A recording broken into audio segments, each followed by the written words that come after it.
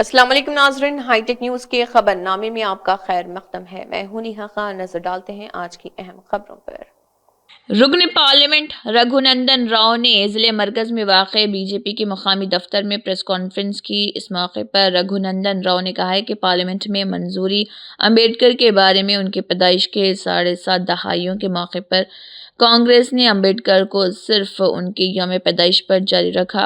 कांग्रेस ने 5 दहाइयों में अंबेडकर की तजलील की और कहा कि हिंदुस्तान के आइन में कांग्रेस हुकूमत ने 1950 में तरमीम की थी। इंदिरा गांधी ने इमरजेंसी लाई और आइन को पामाल किया। राजीव गांधी की वज़ारत-ए-उज़्मा के दौरान शुमारू केस में मुस्लिम ख़वातीन को कफ़ालत लेने से रोकने के लिए आइन में तरमीम की गई। देखिए MP रघुनंदन राव का इस ज़िम्न में मज़ीद क्या कहना है।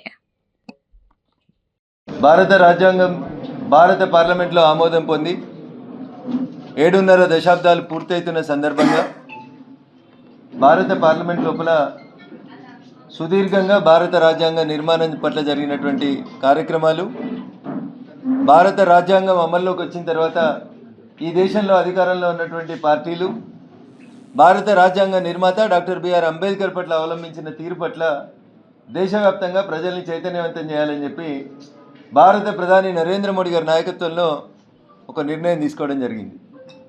జరిగిన వాస్తవాన్ని ప్రజలకు చెప్పాలనేటువంటి ఉద్దేశంతో ఈరోజు మీడియా మిత్రులందరినీ కూడా ఇక్కడికి పిలవడం జరిగింది. చాలామంది కాంగ్రెస్ ఈ దేశంలో అధికారంలో ఉన్నటువంటి 5.5 దశాబ్దాలని గమనిస్తే అంబేద్కర్ గారికి సంబంధించినటువంటి కార్యక్రమాల్ని జయంతుల్ని, వర్ధంతులకి మాత్రమే పరిమితం చేసింది తప్ప కాంగ్రెస్ పార్టీ ఏ రోజు కూడా భారత రాజ్యాంగ నిర్మాత డాక్టర్ బిఆర్ అంబేద్కర్ని గౌరవించలేదు, రాజ్యాంగ స్ఫూర్తిని కొనసాగించలేదు. మేము అధికారంలోకి వచ్చినాం కాబట్టి కాంగ్రెస్ మీద బురద జల్లాలనే ఉద్దేశం కొద్ది చెప్పట్లేదు. ఎక్కువ సమయం తీసుకోకుండా ఒక 5 ముక్కల లోపల మొత్తం కట్టే కొట్టే తెచ్చేయనట్టు 5.5 దశాబ్దాల కాంగ్రెస్ పాలనలో 5 తరాలు భారత రాజ్యాంగాన్ని, భారత రాజ్యాంగ నిర్మాతని బిఆర్ అంబేద్కర్ని అవమానపరిచినటువంటి విధానాల్ని 5 అక్షరాల లోపల చెప్పి ముగించదలుచుకున్నారు. ఈ దేశానికి ఆపద్ధర్మంగా, అంటే దేశానికి స్వతంత్రం వచ్చింది, దేశానికి రాజ్యాంగం అమల్లోకి వచ్చింది, భారతదేశానికి ఎన్నికలు జరిగే కంటే ముందే భారతదేశ ప్రధానిగా జవహర్లాల్ నెహ్రూ గారు ఉన్నారు. ఎన్నిక కాబడినటువంటి ప్రజాస్వామ్య ప్రభుత్వం కాదు. బిఆర్ అంబేద్కర్ గారు రాసిన రాజ్యాంగం ప్రకారం ఎన్నికలు జరగలేదు ఇంకప్పుడు. అప్పుడే మొట్టమొదటిసారిగా భారత రాజ్యాంగానికి సవరణలు చేసిండ్రు జవహర్లాల్ నెహ్రూ గారు. ఇగో ఇక్కడ స్టార్ట్ చేసింది కాంగ్రెస్ పార్టీ. జవహర్లాల్ నెహ్రూ కుటుంబం భారత రాజ్యాంగానికి తూట్లు పొడిచేటువంటి కార్యక్రమాన్ని మళ్ళీ చెప్తా ఉన్నా మీకు. 1950లో భారత రాజ్యాంగం అమల్లోకి వచ్చి ఎన్నికలు జరిగి ప్రధానమంత్రిగా జవహర్లాల్ నెహ్రూ గారు రాజ్యాంగబద్ధంగా ఎన్నిక కాకంటే ముందే నామినేటెడ్ ప్రధానమంత్రిగా ఉన్నప్పుడే 2.5 సంవత్సరాలు దాదాపు భారత కాన్స్టిట్యూంట్ అసెంబ్లీలో చర్చించి రాసినటువంటి రాజ్యాంగానికి దాని ఇంక్ తడి ఆరే కంటే ముందే సవరణల దుకాణం మొదలుపెట్టింది కాంగ్రెస్ పార్టీ, జవహర్లాల్ నెహ్రూ గారు. ఇగో ఇక్కడ స్టార్ట్ చేసిరు రాజ్యాంగానికి తూట్లు పొడిచే కార్యక్రమాన్ని. ఇక తర్వాత మొదటి ప్రధానిగా జవహర్లాల్ నెహ్రూ గారు చేసినటువంటి పనిని చాలా చేసిండ్రు. I don't want to go into all those details.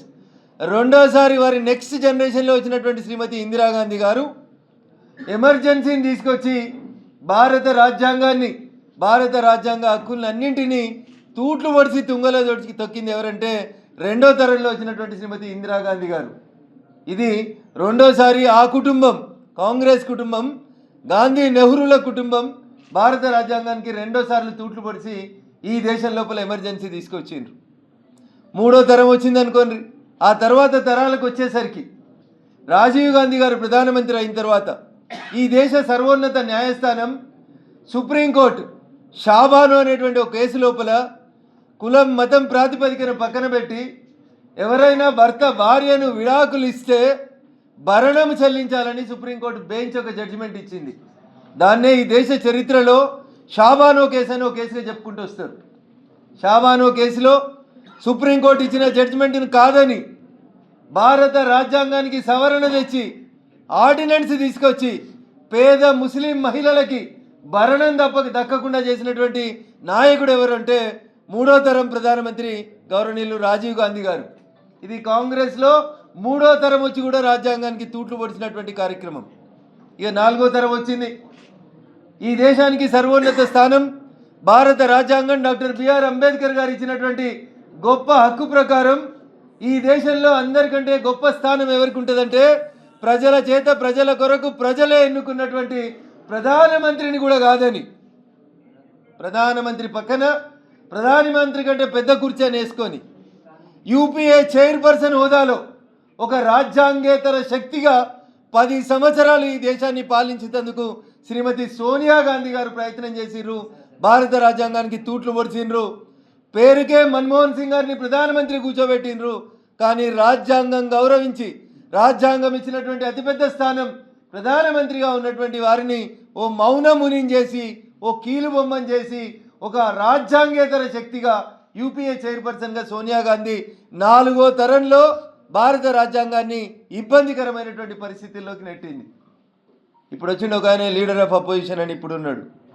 Congress party అధికారంలో ఉన్నప్పుడు మన్మోహన్ సింగ్ గారు ఈ దేశానికి ప్రధానమంత్రిగా ఉన్నప్పుడు 5వ తరం చేసిన ఆఖరి పని చెప్పి ముగిద్దాం ఈరోజు ప్రెస్ మీట్ని. ఈ దేశ ప్రధానమంత్రి, ఈ దేశ క్యాబినెట్ అన్నిటికంటే సర్వోన్నతమని భారత రాజ్యాంగం బిఆర్ అంబేద్కర్ గారు చెప్పిండ్రు. ఆ క్యాబినెట్ ఒక తీర్మానం చేసింది ప్రధానమంత్రి అధ్యక్షతన కూర్చొని, ఒక ఆర్డినెన్స్ను పాస్ చేసింది భారత ప్రధానమంత్రి మన్మోహన్ సింగ్ గారి నాయకత్వంలో భారతదేశ క్యాబినెట్. 543 మంది ఎంపీలలో ఒక MP Rahul Gandhi. He was not the party president, he is not a cabinet minister, he is not above the constitution. కానీ ఇట్లే ఒక మీడియా సమావేశం పెట్టి భారత ప్రధానమంత్రి నాయకత్వంలో మన్మోహన్ సింగ్ గారి నాయకత్వంలో మొత్తం క్యాబినెట్ మంత్రులంతా కలిసి అప్రూవల్ చేసి తీసుకొచ్చినటువంటి ఒక ఆర్డినెన్స్ని మీడియా సమావేశంలో చించి చెత్తబుట్టలేసి భారత రాజ్యాంగాన్ని మరొకసారి అవమానించింది ఇంకొక తరం నాయకుడు రాహుల్ గాంధీ గారు తప్ప ఇంకొకరు కాదు. Starting from Nehru to Rahul Gandhi 5 generations వస్తే 5 జనరేషన్లు భారత రాజ్యాంగాన్ని ఎట్లా తుంగలో దొక్కాలని చూసిరు తప్ప ఇంకొకటి కాదు. ఇలా లీడర్ ఆఫ్ అపోజిషన్ ఒక కొత్త కథ చెప్తున్నాడు. చేతిలో పుస్తకం పట్టుకొని తిరుగుతున్నాడు, చిన్న పుస్తకం, సేవ్ కాన్స్టిట్యూషన్ అని. చేసిన తప్పులకి నేను చెప్పిన 5 తప్పులు చెప్పిన, ఈ 5 తప్పులకి మీ 5 తరాలు చెంపలేసుకొని, డాక్టర్ బిఆర్ అంబేద్కర్ బొమ్మ దగ్గర తప్పైందని చెప్పి చెంపలేసుకొని భారత రాజ్యాంగమా మమ్మల్ని క్షమించుమని వాళ్ళు ప్రజల దగ్గరికి రాగాలి తప్ప జేబుల కాన్స్టిట్యూషన్ పెట్టుకొని ఇలా ఏదో స్టేట్మెంట్ ఇచ్చిండు, తెల్ల టీషర్ట్లు వేసుకున్నట్టు అందరు తిరగాలన్నట్ట.